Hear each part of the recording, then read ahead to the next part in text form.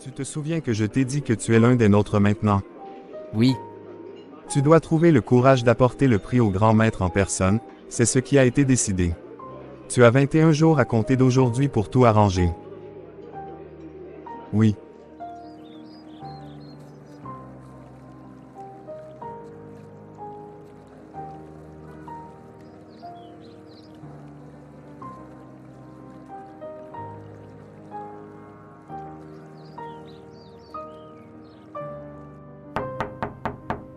Quoi de neuf, Patricia? Très bien, par la grâce de Jésus. Je ne me suis jamais sentie aussi bien. Amen. Comment as-tu réussi à me convaincre de devenir chrétienne en si peu de temps? Je n'ai rien fait de spécial. Je t'ai simplement dit que ce que Jésus avait mis dans mon cœur. C'est le Saint-Esprit qui a tout accompli, car Jésus a dit, « Nul ne peut venir à moi, si le Père qui m'a envoyé ne l'attire. » Avant ton arrivée, je priais Dieu pour obtenir un nouveau travail et lui ai exposé tous mes besoins. Penses-tu qu'il me l'accordera, Junia? J'espère que oui, mais je ne peux pas te garantir que tu obtiendras un travail dès demain matin ou après-demain. Ce que je sais, c'est qu'il prendra soin de toi, alors tu n'as pas à t'inquiéter. Donc, Dieu est incapable de me fournir un travail, c'est ça. Je n'exprimerai pas les choses aussi directement que tu le fais, mais ce que je veux te dire, c'est qu'on ne se convertit pas pour obtenir un travail, une voiture, ou les richesses du monde. On se tourne vers Jésus-Christ pour éviter l'enfer, pour sauver notre âme. On le cherche, on le sert d'un cœur sincère, il agira selon ses plans pour nous. Ok, je vois. D'accord, cela ne veut pas dire non plus que tu ne trouveras pas un bon travail demain, si c'est sa volonté. Allons nous asseoir, je vais t'expliquer quelque chose. D'accord. Juste après ma conversion, j'avais perdu ma mère, et comme tu le sais, je n'avais jamais connu mon père. J'étais donc confrontée à une situation difficile, priant Dieu jour et nuit pour obtenir un travail. J'avais mis en œuvre tous mes efforts pour trouver une occupation. Chaque jour qui s'écoulait était pour moi comme le dernier, je me demandais à quoi bon d'accepter Jésus-Christ si c'était pour vivre dans une telle situation. Alors que je progressais dans ma relation avec Dieu, le manque d'emploi engendrait en moi une frustration qui avait failli me pousser à abandonner ma foi. Je déchargeais toute ma colère sur lui, je murmurais lui demandant pourquoi ceux qui ne le connaissent pas vivent si bien, font ce qu'ils veulent, et reçoivent leur nourriture, tandis que moi, en tant que sa fille, je suis ignorée comme ça. Un soir, j'avais ressenti une poussée surnaturelle en moi pour lire le livre de Job. Après l'avoir parcouru, j'avais eu une vision où un homme venait me parler. Junia, ta situation est-elle pire que celle de Job? Si oui, je la change maintenant en te faisant devenir la femme la plus riche de tous les temps. Sinon, tais-toi et avance sur ton chemin. Et qu'as-tu répondu? J'avais rien dit, j'avais ressenti un sentiment d'impuissance en sa présence. Par ailleurs, en lisant le livre, je me suis demandé comment un homme pouvait supporter de telles souffrances sans maudire Dieu en face. Et ensuite, qu'est-il arrivé?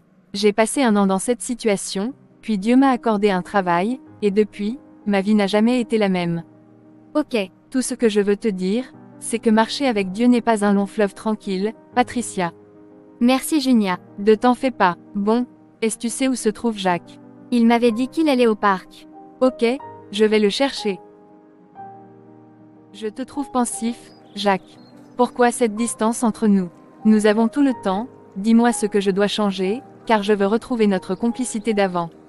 Junia, ma vie est désormais un livre clos. Il vaut mieux pour toi de ne pas parcourir les chapitres que tu n'as pas eu l'occasion de lire. Et si je dois faire partie de la conclusion, pourquoi ne me laisserais-tu pas jeter un coup d'œil? Peut-être serai-je la princesse qui restera à tes côtés pour une heureuse fin. Junia, c'est fini. Je ne suis plus le prince charmant qui sortait les poubelles et te servait le petit déjeuner au lit. Ces temps sont révolus, je ne suis plus le même homme. Tu viens de me dire que notre relation est terminée, n'est-ce pas? Les épreuves du mariage nous transforment tous, je ne suis plus la même femme non plus.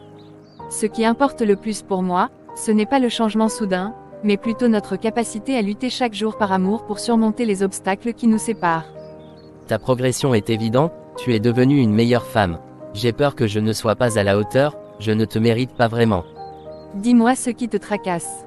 Nous nous sommes engagés à ne pas avoir de secret l'un pour l'autre. Oui, c'est vrai, mais j'ai réalisé que ce n'est pas simple de tenir la promesse de tout avouer à l'être aimé. Il y a toujours une goutte de secret en chacun de nous, même dans une relation de couple. Oui, cette goutte de secret dont tu parles, même si elle est minuscule, une fois découverte par l'autre, même dans un autre contexte, pourrait être plus importante que l'océan et causer beaucoup de dommages. Tu pourrais avoir raison. Je ne veux pas avoir raison, je veux tout simplement que mon mari m'ouvre son cœur pour me dire qu'est-ce qui le rend si pensif et solitaire. Dis-moi, as-tu une maîtresse? Je ne vois pas ce qui pourrait être pire que cela. Prends ton temps pour m'en parler, mais réfléchis aux conséquences que ton secret pourrait entraîner. Bon, rentrons maintenant. Je vais voir un ami, je ne tarderai pas. Ok.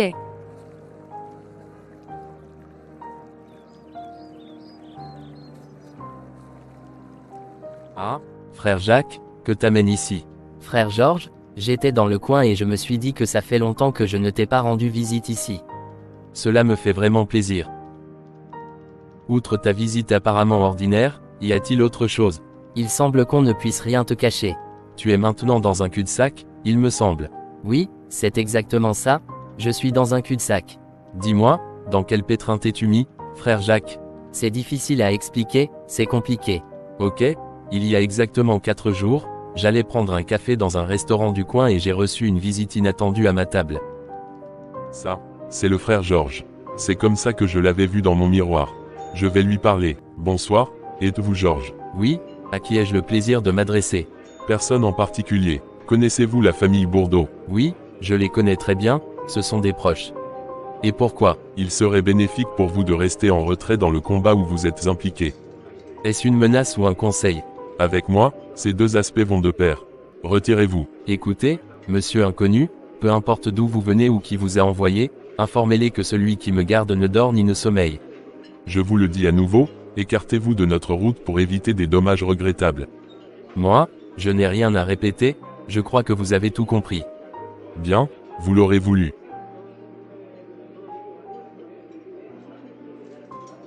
C'est exactement ça qui s'est passé.